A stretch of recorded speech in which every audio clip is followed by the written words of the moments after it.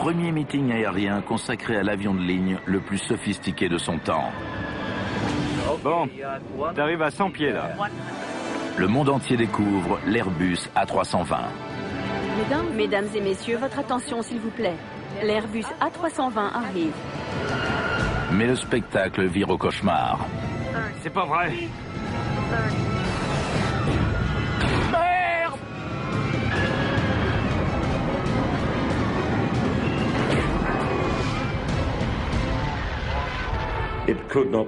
Ça n'aurait pas pu tomber à un plus mauvais moment pour Airbus. Cet accident a été très préjudiciable. La pression sur les enquêteurs est énorme. Pour qu'Airbus se remette de ce drame, l'avionneur européen doit trouver la réponse à une question cruciale. Ça vient du pilote ou de l'avion? «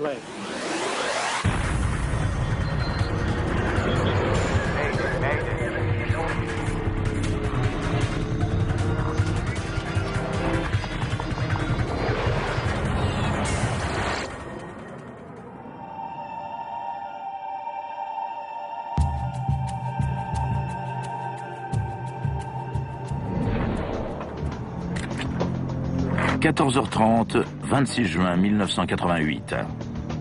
Un vol charter inhabituel s'apprête à décoller de l'aéroport Bâle-Mulhouse.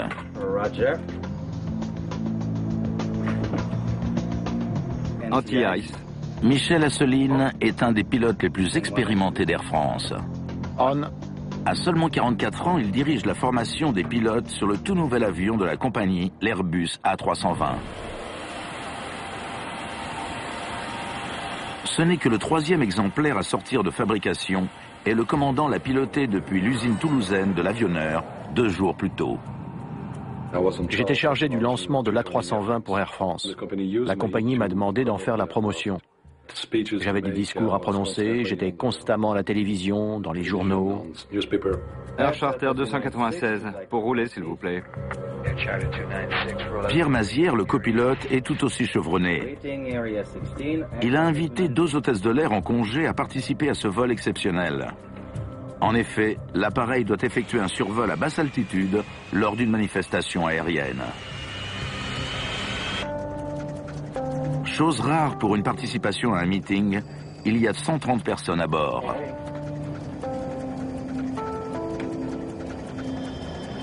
Ces passagers n'ont pas de bagages, et pour certains, c'est la première fois qu'ils prennent l'avion. Il y a même des enfants, comme Mariama Barry, âgée de 7 ans, dont certains ne sont pas accompagnés par leurs parents. Après le meeting, ils feront un vol touristique autour du Mont Blanc.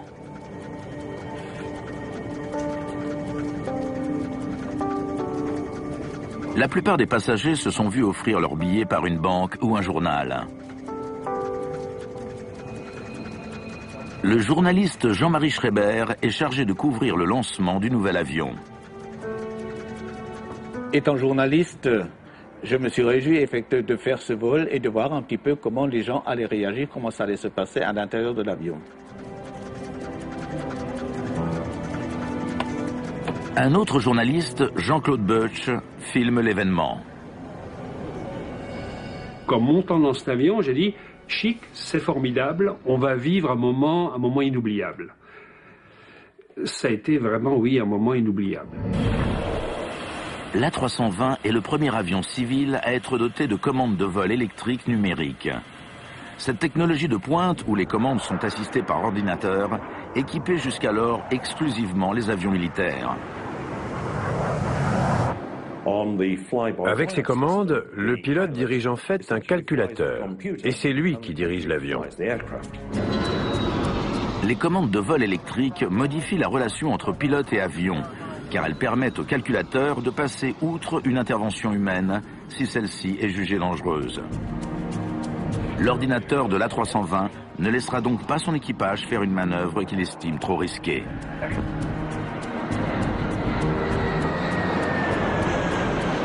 Airbus est le premier à installer cette technologie sur les avions civils. Le consortium européen espère ainsi prendre l'avantage sur son rival de toujours, l'américain Boeing. À l'occasion de cette première démonstration publique, l'avionneur joue gros. Bien, t'expliques ce que tu fais comme vitesse, altitude. Bon alors, décollage, virage à droite et tranquillement on va chercher notre truc. On voulait montrer ce que cet avion pouvait faire. Est-ce qu'on voulait frimer? Pas vraiment. On voulait faire du bon boulot et on était sûr d'y arriver. Dès qu'on l'a formellement identifié, on sort la tôle jusqu'à volet 3. On fait un passage à 100 pieds, train sorti, et là, tu me laisses faire. Je t'amène en Alpha Max. Je l'ai fait 20 fois. D'accord. Michel Asselineau a prévu une manœuvre à couper le souffle. Un survol à basse altitude à incidence élevée à Alpha Max, c'est-à-dire dans des conditions à la limite de décrochage de l'appareil. Mesdames et messieurs, bonjour et bienvenue à bord de cet Airbus A320 qui a seulement 2 jours depuis sa mise en service. Nous allons bientôt décoller pour un petit vol touristique qui commencera par l'aéroclub d'Apsheim. Ensuite, nous irons faire le tour du Mont Blanc. Je vous souhaite ce vol très agréable. Voilà. ACF 296Q autorisé au décollage, piste 16. Ça roule. Décollage, top. Les paramètres normaux. 100. 100. Il demande déjà climb. T'as vu? Oui, ça arrive, ça. Je connais le bug. V1. VR.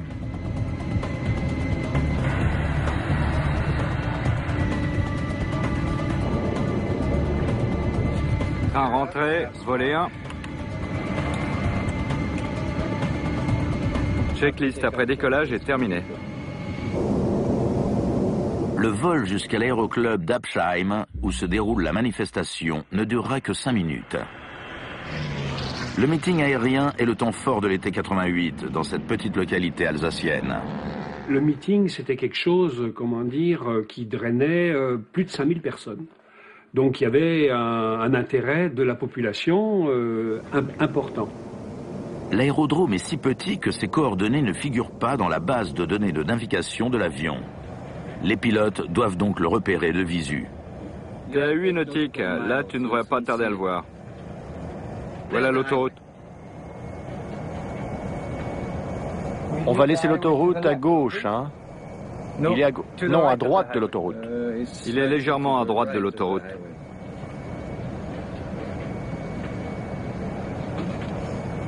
Voilà le terrain. Tu l'as, hein? L'équipage ne repère l'aérodrome que tardivement et va donc devoir descendre rapidement à l'altitude prévue pour le survol. La foule s'est massée près de la piste. Air Charter 296, bonjour. 296Q, bonjour. On arrive en vue du Terrain de l'aéroclub pour un passage. Oui, visuel autorisé, le ciel est clair. train sorti. Bien, on fait le passage basse altitude et basse vitesse. 296Q. Bien reçu. Volet 2. Le QNH est à Apsheim, 1012, Fox Echo 984. D'accord. 984. Tu mets 984. Volet 3. Volet 3. C'est bien ça le terrain, tu confirmes? Affirme. Le vol 296 tourne légèrement pour s'aligner dans l'axe de la piste. L'équipage doit désormais réduire son altitude et sa vitesse pour le survol. Tu le sens. Tu le sens. Mesdames et messieurs, votre attention s'il vous plaît. L'Airbus A320 arrive. Bien, t'arrives à 100 pieds là. Fais. L'A320 est à l'altitude prévue. Pour Michel Asselineau, c'est le moment le plus délicat de la manœuvre. Il doit conserver sa stabilité à l'avion en lui faisant lever le nez, mais pas trop.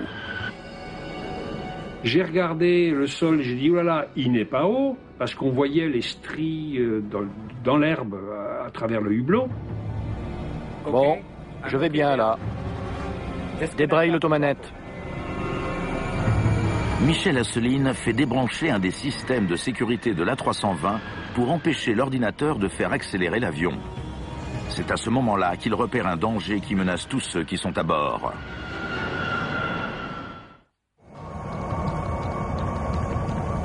Le survol à basse hauteur et basse vitesse conduit en effet l'A320 droit vers une forêt. Toga, SRS. Michel Asselineau pousse la manette des gaz à fond et tire sur les commandes pour faire remonter l'avion. Mais l'appareil continue de descendre. C'est pas vrai! Merde! J'ai commencé à voir par le hublot des branches d'arbres.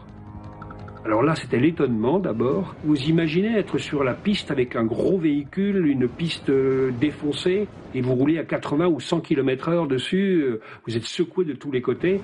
C'était ça. Et moi, je me disais, il faut que l'avion reste entier. Parce que si l'avion reste entier, on va pouvoir s'en sortir. S'il casse, c'est fichu.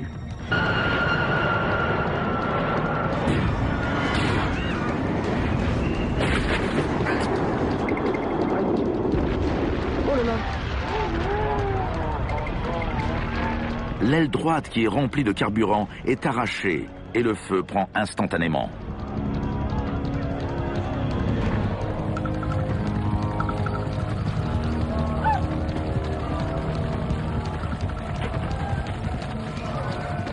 On s'est arrêté très vite et au sol, j'ai cassé mon siège tellement j'étais cramponné. J'ai vu des flammes de tous les côtés. Autour du poste de pilotage, elles montaient à 20 mètres de haut et de la fumée arrivait de partout. Le copilote est grièvement blessé. Il saignait beaucoup. Malgré son harnais, il avait percuté ce qu'il y avait devant lui. Mais bon sang, qu'est-ce que t'as fait? Je sais pas. Je comprends pas. Il y a encore eu un grand silence au moment où l'avion s'est immobilisé. Par miracle, le fuselage a tenu bon et tous les occupants ont survécu à l'impact. Mais ils ne sont pas encore tirés d'affaire pour autant. Alors là, je me penche du côté droit et je vois des flammes rouges, les hublots étaient rouges. Et je me dis, on a tenu, mais on va mourir brûlé. Et ensuite, on a entendu quelqu'un qui disait « Sortez, sortez, il y a le feu ». Évacuez l'avion, vite, je m'occupe de lui. Seules 2 portes sont utilisables, les autres étant la proie des flammes. Mais de grosses branches bloquent le passage, ce qui retarde la sortie des passagers. Dans la panique, certains d'entre eux se battent avec leur ceinture. Marie-Françoise Freuch, une des dernières personnes à se lever, repère Mariama Barry qui est coincée dans son siège.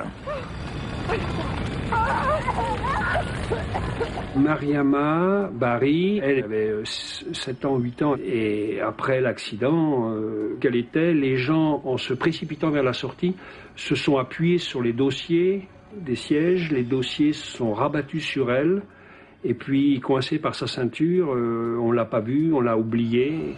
Je vais t'aider, je vais t'aider. Mais il est trop tard. Toutes 2 sont asphyxiées par la fumée.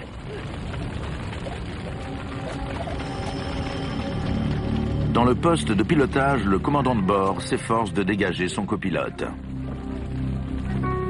Je l'ai sorti de son siège, je l'ai porté je ne sais pas trop comment, et je l'ai mis sur le toboggan.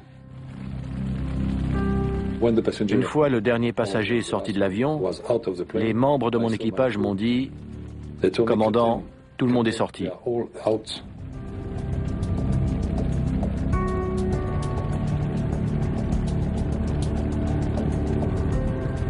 Je n'en revenais pas.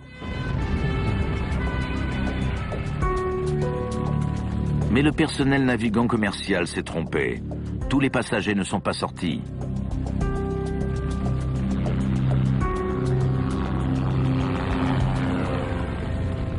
Marie-Françoise Freuch, Mariama Barry et Hervé Lierman ont trouvé la mort.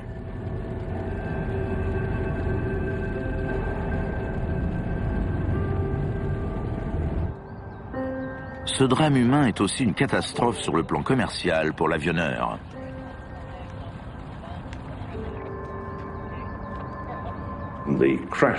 Ça n'aurait pas pu tomber à un plus mauvais moment pour Airbus. L'avionneur présentait un avion de conception nouvelle et un des principaux arguments de vente, c'était qu'il atteignait un degré de sécurité sans précédent. Et voilà qu'un pilote s'écrasait aux commandes d'un de ces appareils. Pour tous les témoins de l'accident, et les images du crash ont été diffusées par les télévisions du monde entier le soir même, ça a été une véritable surprise. Cet accident a été très préjudiciable.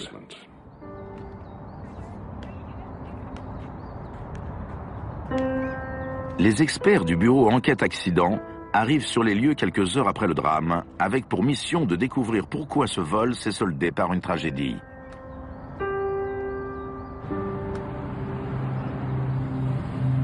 Ils récupèrent les 2 enregistreurs.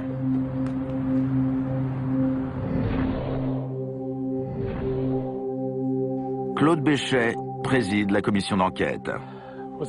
Ça vient du pilote ou de l'avion? Voilà ce qu'il faut établir. Comme les pilotes du vol 296, il travaille pour Air France et il est commandant de bord, une double casquette inhabituelle pour un enquêteur mandaté par l'État. À l'époque, j'étais encore pilote de ligne. Je me trouvais à New York au moment de l'accident et j'ai reçu un télégramme me demandant de revenir à Paris le plus rapidement possible. En plus des enregistreurs, les enquêteurs disposent d'un élément exceptionnel. Une vidéo de l'accident de très bonne qualité, filmée par un caméraman. C'était la première fois qu'on disposait d'une vidéo de ce genre. Généralement, un accident survient au milieu de nulle part, où il n'y a personne pour filmer. Sur ces images, on voit clairement l'avion voler jusqu'à la lisière des arbres en bout de piste. Il ne semble pas reprendre d'altitude.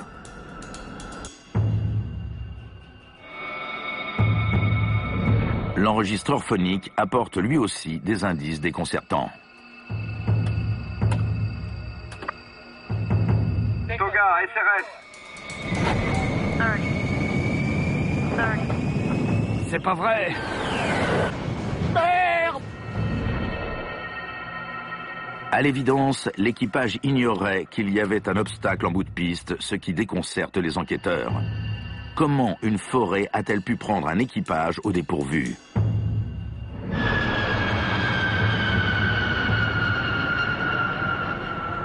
Claude Béchet interroge le commandant de bord pour découvrir comment il comptait effectuer le survol d'Absheim. Je voulais faire un passage à basse vitesse. Étant lui-même qualifié sur A320, Claude Béchet connaît bien les aptitudes de l'avion. Et passer à Alpha Max. Très bien. Et il ne trouve rien à redire à ce que son collègue avait prévu. Le passage à basse vitesse avait été bien conçu. Le commandant de bord m'a donné l'impression d'être très ouvert et désireux de collaborer avec la commission d'enquête. En s'intéressant à la façon dont Air France a préparé son équipage en vue du meeting aérien, les enquêteurs découvrent une note interne établissant les règles à suivre pour un vol lors de ce genre de manifestation. Et ce qui attire leur attention, c'est l'altitude minimale choisie, 100 pieds, soit 30 mètres. C'est en contradiction avec les règles de l'air alors en vigueur en France. Ils auraient dû être à 500 pieds, c'est-à-dire 150 mètres. Mais à l'époque, les pilotes qui participaient à des meetings comme celui-ci avaient tendance à descendre un peu plus bas, voire beaucoup plus bas.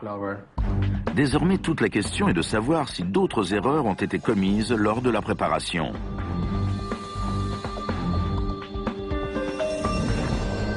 Claude Béchet apprend rapidement que la division de vol d'Air France n'a commencé à concevoir le plan de vol que moins de 48 heures avant le meeting. Un employé de la compagnie a préparé les plans de l'aérodrome pour l'équipage. Les enquêteurs découvrent alors un premier problème de taille. La forêt qui borde l'aérodrome d'Absheim ne figure pas sur les photocopies.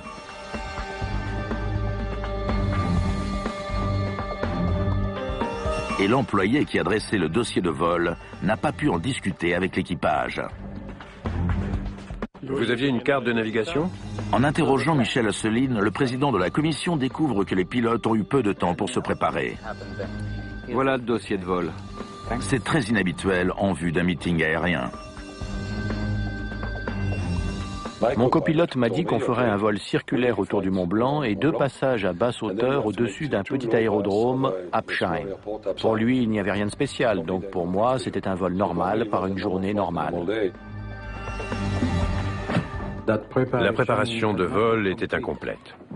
L'équipage n'avait pas été briefé par les services intéressés.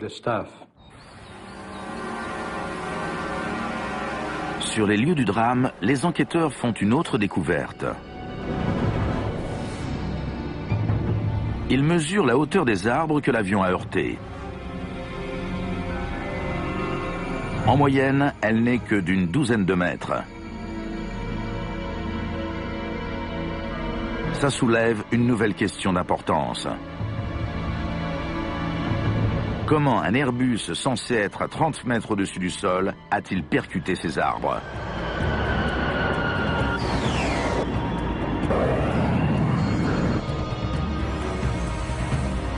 Il est clair que le vol 296 s'est écarté de son plan de vol initial et qu'il a perdu de l'altitude avant de plonger dans une zone boisée.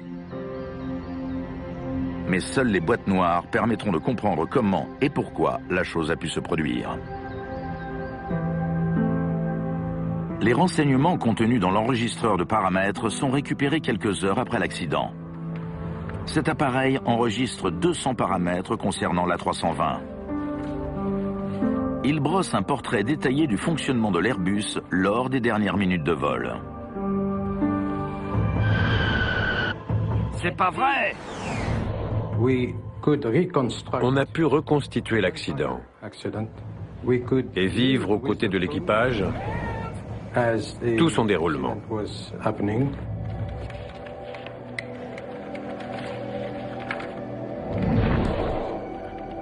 Deux points importants se dégagent de la masse des données. Premièrement, le vol 296 n'a connu aucun problème mécanique. Deuxièmement, l'A320 a suivi une trajectoire bien différente de celle prévue initialement. Au lieu de se maintenir à une vitesse R et à une hauteur stable, l'avion a ralenti et a perdu de l'altitude en effectuant son passage. Lors du survol de l'aérodrome d'Absheim, l'aéronef volait à 112 nœuds, la vitesse minimale à laquelle il peut se maintenir en l'air.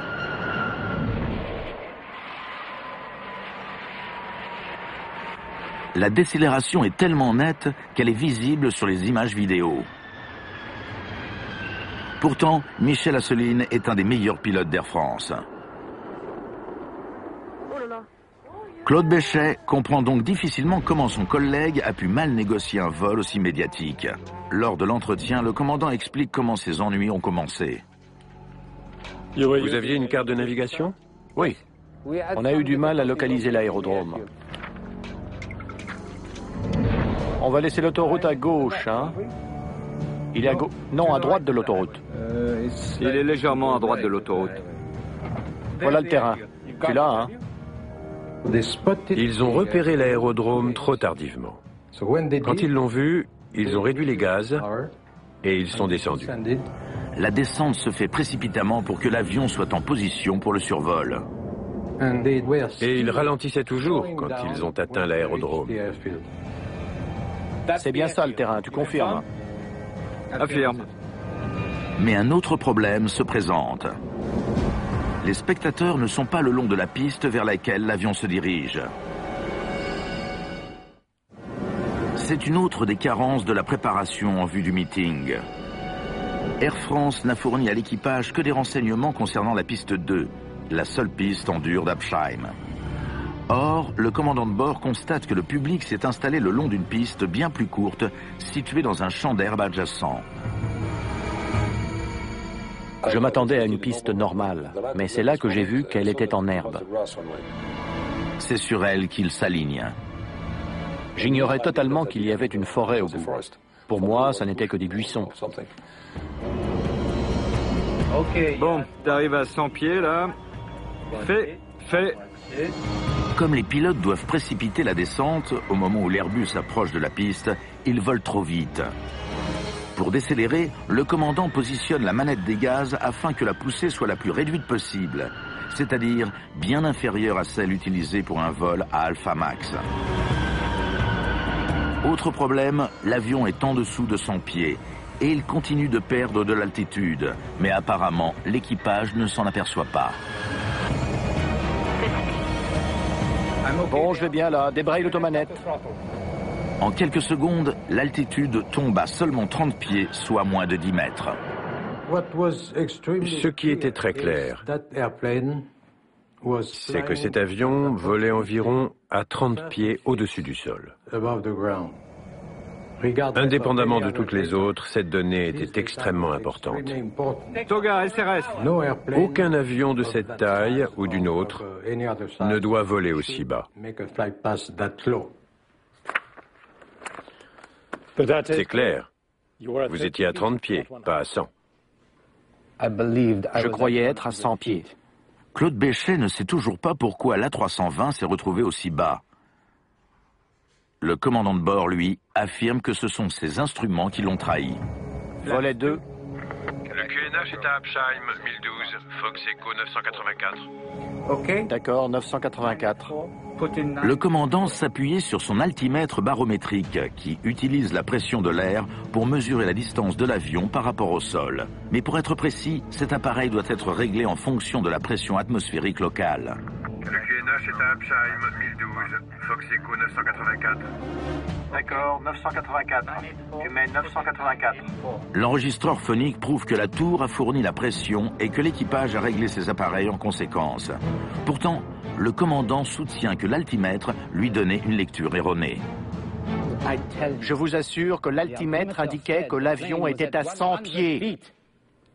Michel Asselin a affirmé que l'altimètre barométrique, pour être précis, était 67 pieds en dessous. Il explique que c'est ce qui l'a amené à voler à 30 pieds, plutôt qu'à 100. Mais les enquêteurs sont sceptiques. Michel Asselin avait d'autres instruments lui indiquant son altitude. L'A320 est en effet doté d'un deuxième altimètre qui envoie des ondes radio pour calculer l'écart entre le sol et l'avion. Les données de cet appareil s'affichent sur un écran numérique, mais le commandant explique qu'il avait du mal à les lire. On ne pouvait pas utiliser la radiosonde parce qu'elle était numérique et personne ne peut piloter en lisant des chiffres. J'ai essayé plus tard en simulateur et je n'y suis jamais arrivé. Cependant, cette radiosonde alerte aussi les pilotes par une annonce vocale. Débraye l'automanette. Or, Michel Asselin affirme que son copilote et lui ne l'ont pas entendu. Certains ont dit que j'aurais pu entendre la radiosonde annoncer 50, 40, 30, mais non, parce qu'à ce moment-là, l'avion faisait beaucoup de bruit et qu'on portait nos casques. À l'époque, on a démontré que ni l'alarme ni les appels de la radiosonde ne passaient dans le casque. Les enquêteurs restent cependant persuadés que l'équipage du vol 296 a mal négocié une manœuvre risquée. Claude Béchet a donc d'autres questions pour le commandant de bord. Qu'avez-vous fait en voyant les arbres? Ce que n'importe quel pilote aurait fait, j'ai essayé de passer par-dessus. Les enquêteurs découvrent que quelques instants avant l'accident, Toga, SRS. le commandant a poussé la manette des gaz à fond. J'ai attendu que les moteurs accélèrent, parce que je savais qu'il y avait des arbres devant. Mais j'ai attendu. Il affirme que les moteurs n'ont pas répondu. Ou plutôt, qu'ils ne l'ont fait que trop tard. Je vous dis que les moteurs n'ont pas répondu quand j'ai mis plein gaz. Les propos du commandant de bord sont de mauvais augure. Si les turboréacteurs de l'A320 ont tardé à réagir, il se pourrait qu'ils souffrent d'un problème grave.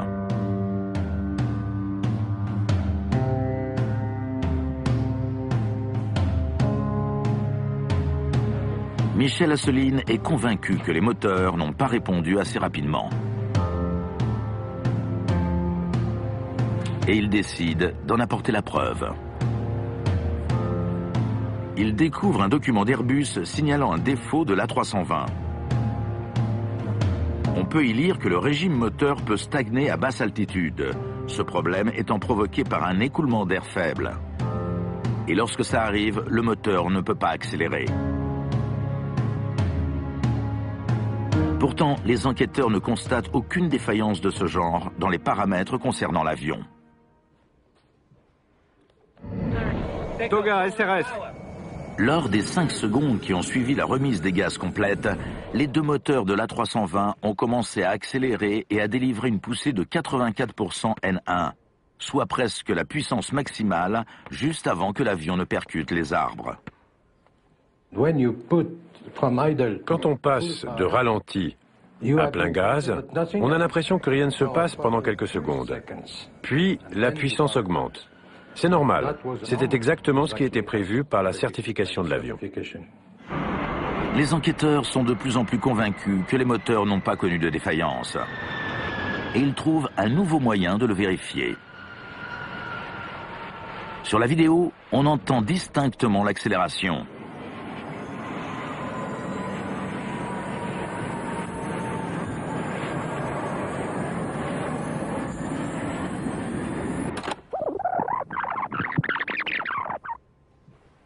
En étudiant ce bruit, les spécialistes peuvent déterminer quelle poussée les moteurs développaient lors des secondes qui ont précédé l'impact.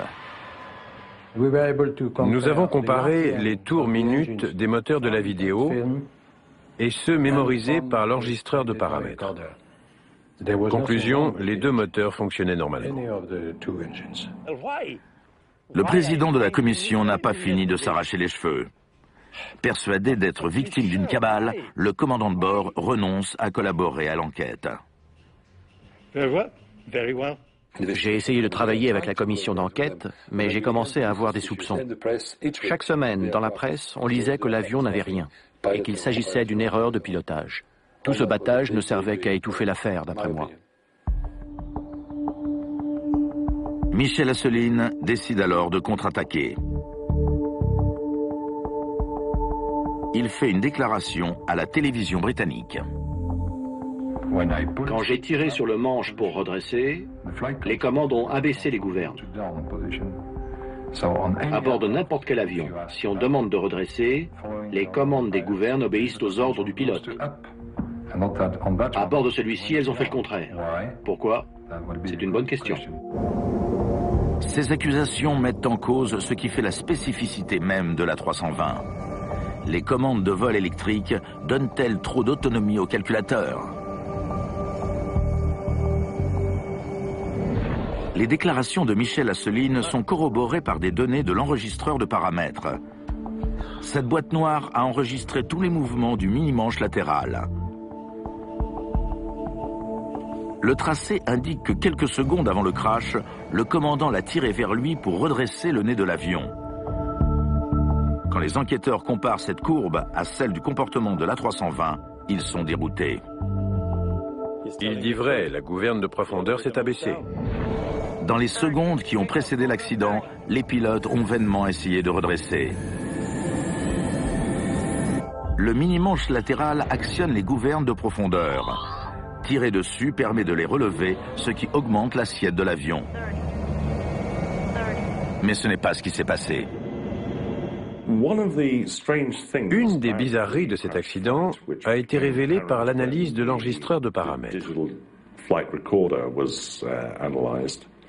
Au cours des dernières secondes, avant le choc contre les arbres, le pilote a tiré le mini-manche latéral vers lui aussi fort que possible. Mais les gouvernes ont pris une position qui a fait baisser le nez. Michel Assouline pense que la descente de l'avion a provoqué une réponse automatique des calculateurs de vol. À son insu, il a fait descendre son avion à 30 pieds du sol, train d'atterrissage et volet sortie. Les enquêteurs se demandent donc si l'ordinateur n'en a pas conclu que l'avion allait se poser et pris les mesures en conséquence. Lorsque l'avion s'est mis en palier au-dessus de l'aérodrome, il a survolé un taillis qui a momentanément fait passer la hauteur donnée par le radar en dessous de 30 pieds. Ça a pu suffire à faire basculer le système de commande de vol en mode atterrissage. Il est possible que, contrairement à ce que Michel Asselineau lui a ordonné de faire, l'ordinateur ait fait baisser le nez de l'avion en vue d'un atterrissage. Les enquêteurs doivent donc déterminer si, à cet instant critique, l'A320 a décidé à la place du pilote. Ils analysent les données de l'enregistreur de paramètres.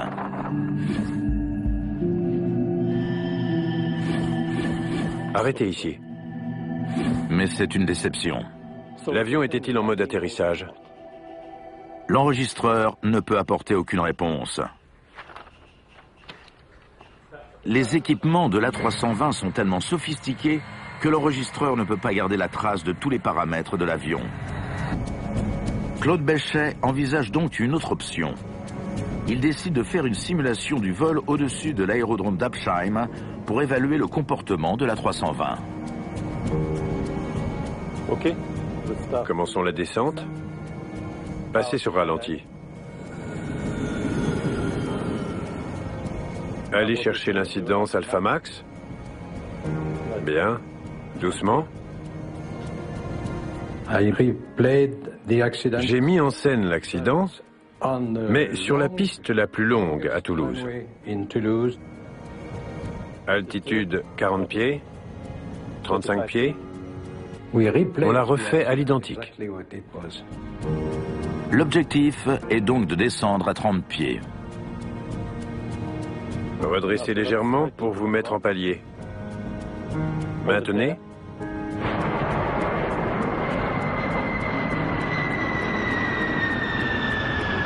Le calculateur va-t-il faire passer l'avion en mode atterrissage? Bien, plein gaz.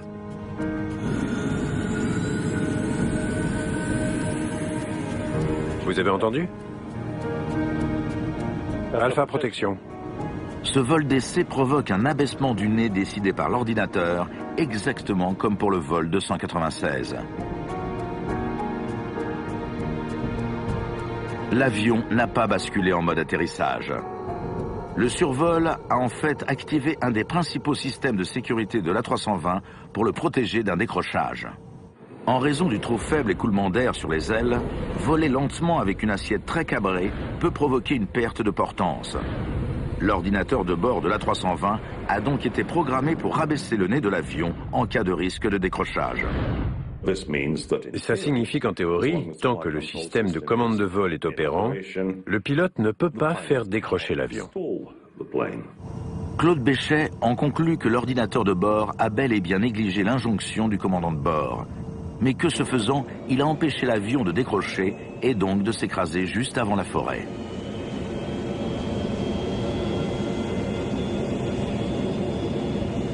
Cet avion n'a pas décroché. Et on peut dire qu'il s'est posé sur les arbres. L'enquête touche à sa fin. Claude Béchet s'apprête à rendre son verdict. Les conclusions de mon rapport ont été les suivantes. L'avion volait trop bas, trop lentement, et il manquait de puissance.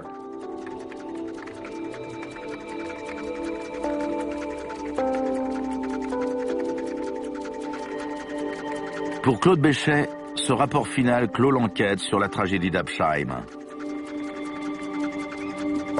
Pourtant, l'affaire est loin d'être classée. La justice doit rendre son jugement concernant le commandant Asselineau.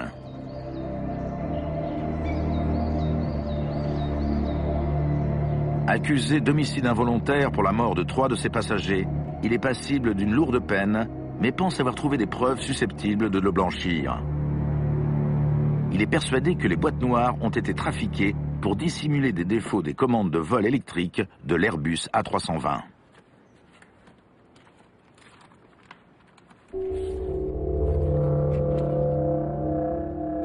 On a étouffé l'affaire à l'aide d'enregistreurs bidons. C'est le premier point. Le second, c'est que leur contenu a été modifié. D'après lui, tout a commencé sur les lieux mêmes de l'accident. Un employé de l'administration française de l'aviation civile a été pris en photo au moment où il emportait les boîtes noires. Ce sont ces mêmes boîtes qui sont présentées comme pièces à conviction au procès de Michel Assouline. Pourtant, elles n'ont pas le même aspect. J'ai l'occasion de voir les boîtes noires, celles qui sont aux mains de la justice. Mais quand je vois l'état dans lequel elles étaient, c'est des vieilles boîtes pleines de rayures, avec de la poussière, la peinture écaillée. Je dis, mais attends, ça peut pas être des boîtes du crash de l'avion qu'on avait, il était tout neuf. C'est pas les bonnes. Le commandant engage un institut de criminologie suisse pour comparer les deux clichés. Conclusion, il ne s'agirait pas des mêmes enregistreurs.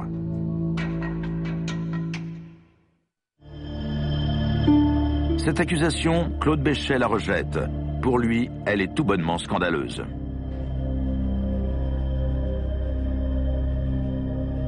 Le but était de prouver que les bandes avaient été trafiquées.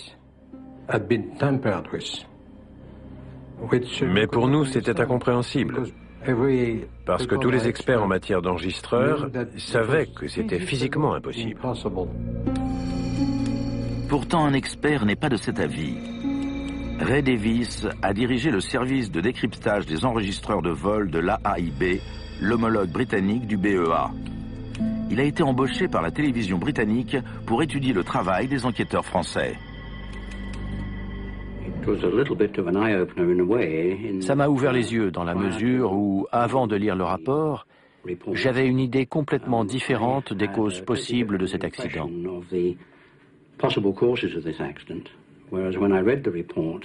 La lecture de ce document a fait apparaître tant d'anomalies et soulevé tant de questions que j'ai complètement changé d'avis. Ray Davis découvre des éléments susceptibles d'innocenter Michel Assouline. Il soulève des questions à propos du moment où l'équipage a mis les gaz pour essayer de passer par-dessus les arbres. Toga, SRS. En étudiant les données des boîtes noires, le Britannique découvre une incohérence curieuse.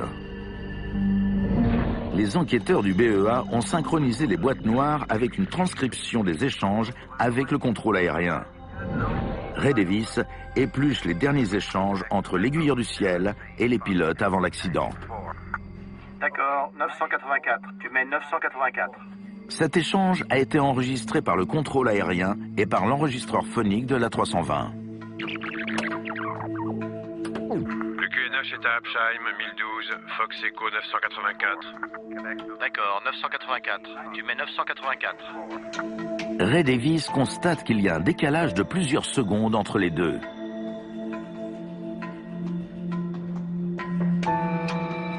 D'après la boîte noire, l'avion était à 5 secondes de l'impact contre les arbres lorsque Michel Assouline a remis les pleins gaz.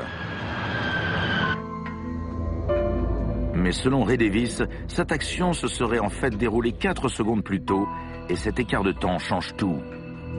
C'est la différence entre le délai normal de réaction d'un moteur et un gros problème mécanique.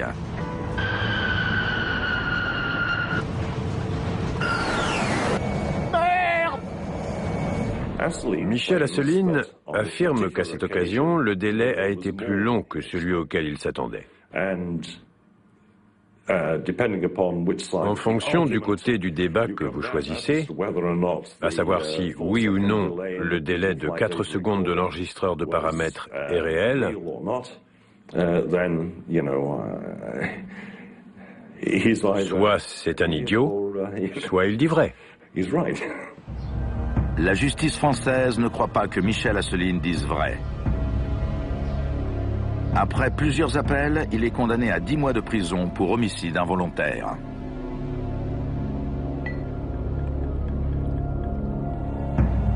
Pourtant, bien des questions restent en suspens au sujet des boîtes noires et des 4 secondes de décalage. Et elles risquent d'assombrir à jamais les conclusions de la commission d'enquête présidée par Claude Béchet. L'opinion publique a dû se dire les enjeux étaient tellement importants. Il s'agissait de l'avenir de toute l'aviation européenne.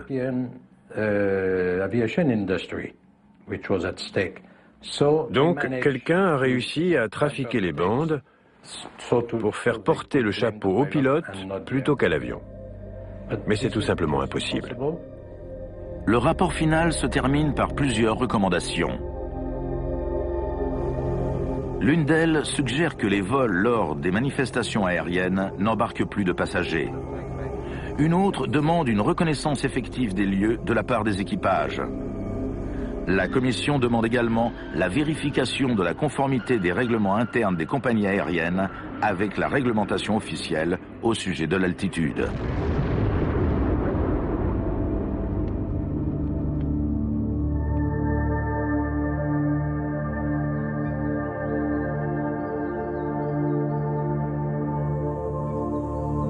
Michel Asselineau a poursuivi une carrière d'enseignant et d'inventeur dans le domaine aéronautique.